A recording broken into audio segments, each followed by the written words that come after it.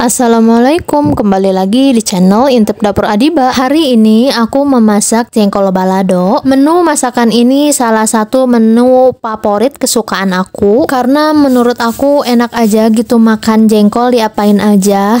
Ya walaupun meninggalkan bau tetap aku suka. Untuk jengkolnya ini aku pakai sebanyak 250 gram. Nah ini sebelum aku cuci bersih, ini kulit jengkolnya aku kupasin terlebih dahulu. Dan setelah dikupas jengkolnya aku belah dua, karena nanti ini jengkolnya akan aku geprek aja, nggak aku potong-potong kecil. Oh ya, untuk harga jengkol di tempat aku setelah lebaran ini harganya lumayan ya.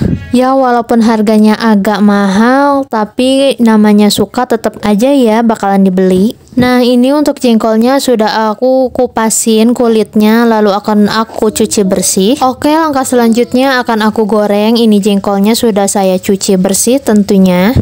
Jangan lupa dibolak-balik agar matang merata. Untuk jengkolnya ini aku sengaja pilihin yang tua, karena jengkol yang tua itu menurut aku rasanya lebih pulen atau teksturnya itu lebih pulen aja dibandingkan jengkol yang masih muda atau setengah muda.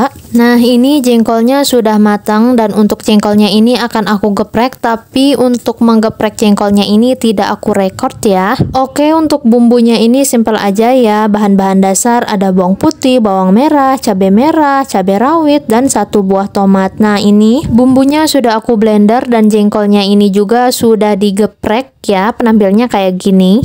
Oke, langkah selanjutnya aku akan memasak bumbunya terlebih dahulu, bumbu yang sudah dihaluskan, karena aku tadi memblendernya menggunakan air, jadi agak cukup lama ya untuk mengeringkan atau memasak bumbunya ini agar tidak bau langu. Nah kalau bumbunya sudah matang, tidak bau langu lagi, lalu masukkan jengkol yang sudah digeprek, aduk-aduk sebentar, lalu tambahkan bumbu-bumbu penyedapnya seperti garam, kaldu bubuk, dan gula pasir ya, agar rasanya itu balance. Lalu aku juga tambahkan sedikit air santan sekitaran 50 ml, lalu aduk-aduk sebentar.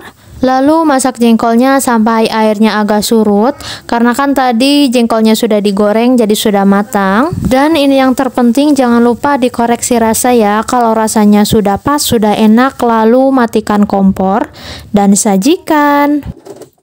Jadi deh, jengkol balado versi aku siap untuk dinikmati. Lihat bun, untuk bumbunya ini medok banget. Kalau pecinta jengkol lihat jengkol diginiin pasti bakalan ngiler banget gak sih? Untuk rasanya ini sudah pasti enak, tidak terlalu pedas, dan agak sedikit gurih karena tadi aku kan pakai santan. Jadi selamat mencoba ya bun, semoga resep yang saya bagikan atau share ini bermanfaat. Dan jangan lupa tekan tombol like dan komen. Terima kasih.